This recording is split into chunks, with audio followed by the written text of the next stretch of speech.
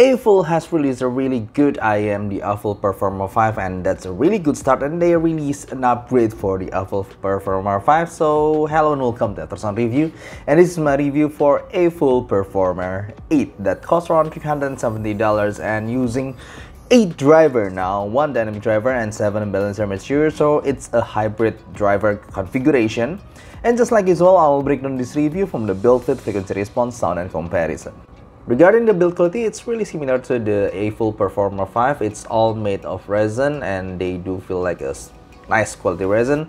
But the faceplate is it's kind of similar with the Aful Performer 5, but it somehow have this kind of five different colors, maybe, or 5 or 6 different colors for the faceplate, but it's overall a kind of maple leaf color, I would say.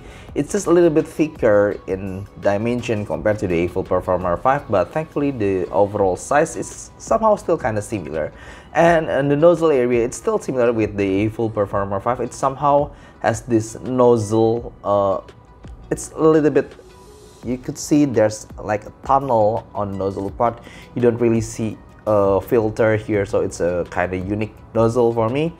And they're using 2-pin connectors with the cable that is also braided. I do feel that the quality is kind of good, but it's kind of stiff. For 8 driver configuration, this is I think one of the smallest IM for 8 driver, and that's a really good thing because I have small ears and it fits really good in my ears. I could wear them for hours without any complaint. Maybe just a little bit of complaint, it's only about the cable that I feel a little bit stiff, and the ear gate is just a little bit too far from my ears, but that's very subjective. Now let's talk about the tonality and the frequency response of this IM, which essentially, if you're using IF neutral target as your neutral target, this IM could be categorized as somehow a U-shaped-ish presentation. It has a sub-bass boosted in a lower region, and also the mid-range area, the ear gain area, is relatively subdued.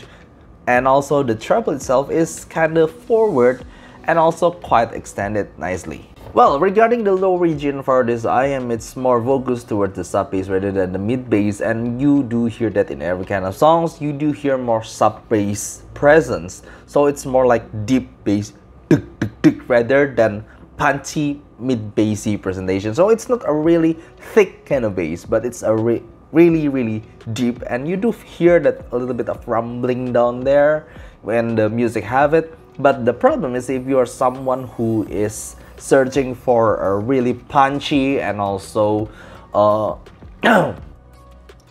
EDM music, I wouldn't say that this IM is for that, because for me personally, for my taste, it lacks mid-bass presentation to makes my head shaking when I'm hearing EDMs or some electronic music. It's just there, it's deep, you can hear the rumble, but it's not really fun. Now the mid-range, well, yeah, it's a full sounding mid-range in terms of frequency, but for me, I do still hear, as a dynamic driver lover, I kind of be biased about this, because the thing is, this IM in terms of frequency, it somehow has a subdued upper mid-range compared to the usual ear gain target, and that does make vocal sounds kind of full sounding with that lacking of ear gain area, but it also somehow restraining woman, for usually female vocal that usually have a benefit from that upper mid-range raise, especially when you hear higher human voices. It somehow feels kind of restrained in some music, like for example This Is Me from Kayla Settle. I do feel that when she screams, when she giving the power to the vocal, it somehow feels kind of restrained for me in this Aful Performer 5. But also, even though it's more tuned for a full sounding mid-range, but somehow the timbre is still BA-ish. It's not really full sounding, and the note weight is kind of light. So yeah, personally, I don't really like it. If you're sensitive to that ear gain area around 3K and you want something that has fuller sounding, well, this might be for you. But again, for me, when I'm hearing piano and guitar, it's somehow the timbre of this mid-range is somehow still light. It's not as powerful as I'd like to when I'm here. Now, personally, regarding the frequency response of the tonal of this IM, personally, I don't really like it. For me, the bass is not really fun, and the ear gain is lacking for my preference, and also the timbre is somehow for me it's kind of off. It's still a little bit lighter sounding, at least compared to IMs like the Tantrum Oxygen or even the planar driver IM like the Tangzuzetian, who I don't really hear that some annoying things when I'm hearing piano or violin. It's still kind of BA-ish this IM, even though it's not overly bad. It's just personally me being oversensitive in some parts, but hey, that's what I hear. But one thing that right at the beginning really shocked me when I'm hearing this. I mean, for $370, for under $500, I think this is the most detailed IM I've ever tried. And no matter what kind of music I throw at them, it always shows this kind of details. It's really, really detailed. You hear a bass layer, also mid-range layering, and treble layer. It's really nicely separated with good resolution and note definition. They are really, really clear, no matter what kind of song I throw at them. But in terms of overall technicality, they also lack imaging and soundstage, and it somehow reminds me of the weakness that I found in the Aful Performer 5. For the price, I do feel that Aful Performer 5 and 8 is kind of small in soundstage and imaging for some people. At this, when I'm comparing them with some planers like the Z10 or even a single dynamic driver like the Tantrum Oxygen, I do feel the Aful Performer 8 is kind of small in soundstage and more kind of two-dimensional-ish in terms of head stage or soundstage, not really three-dimensional. So when I'm hearing orchestral, it's not really majestic. It feels more like in a two-dimensional plane, so it's not really exciting. But in terms of details and layers, you do hear a really good amount of detail here. Maybe if you're here after you're hearing some things like the Tantrum Oxygen, you may be noticing that you are missing some details when you're hearing this. Now, how is it compared to the Aful Performer 5? Well, the Aful Performer 5 is somehow, at least for me, it's a more balanced sounding in terms of ear gain area. It's about a little bit more to my target, and so it's not as subdued as the Aful Performer 8.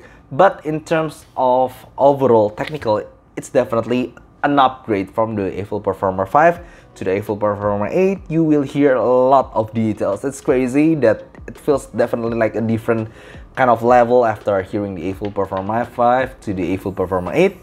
But I would say that in terms of enjoying music itself, actually prefer the tonality of the Aful Performer 5. But yeah, because I'm more of a tonal than technical guy, I prefer actually the Aful Performer 5 presentation in overall tonal. It's somehow more suited to my preference, especially around that ear gain area. But as an overall, I would say that it is, for majority of people, the Aful Performer 8 will be the more appealing ones because of the ability of its detail retrieval. Now, it's kind of interesting when I'm comparing them with the Moondrop Blessing Tree. Even though they measure almost similarly in the bass area, I do find that the sub-bass dynamics and impact is somehow a little bit better on the Moondrop Blessing Tree. I do feel more punch and better rumbling on the Moondrop Blessing Tree. Also, because it has much more forward upper mid-range, it sounds more, I would say, more separated. It feels like you get a subwoofer effect with more forward mid-range there. I would say that both of them doesn't really have a big bass. At least when I'm hearing EDMs or electronics, none of them really satisfy my mid-bass preference. Both are kind of dry still in the bass area. But the Blessing Tree has better rumble overall, and the mid-range is more forward. It's a little bit too thin. For me, it's like the Aful Performer at lacking upper mid-range ear gain for me, but the Blessing Tree is just a little bit too much for me, so it's kind of too, I would say, a little bit too thin for some male vocalists especially. But if I have to choose one, personally I would still prefer the Blasting Tree overall. And the overall performance, I would say they both are really technical in terms of price point. But if you are searching for purely better details, I would say that the Aful Performer 8 has somehow better layers overall and better details. I do realize some micro details is more obvious when I'm hearing from this Aful Performer 8, but in terms of soundage and imaging, the Blasting Tree is more, I would say, omnidirectional when I'm hearing them. I could pinpoint where the instrument's coming for, and it's more three-dimensional in presentation. Overall, even though the both of them are not really my preference, but I'm gravitating towards more to the Blasting Tree. But again, that's just my preference. So what could I say about this Aful Performer 8? As an overall, I would say that yeah, it's maybe for someone who is a little bit sensitive around the upper mid-range area. You want more subdued upper mid-range, but you want a lot of details. Well, this is for you. But personally, if you ask me, I don't really like it.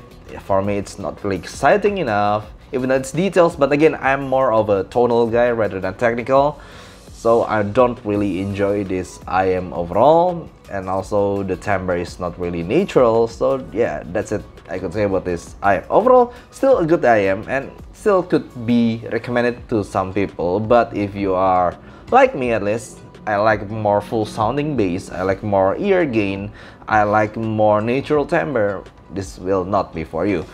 Well, that's it. Thank you for watching and see you next time. Bye bye.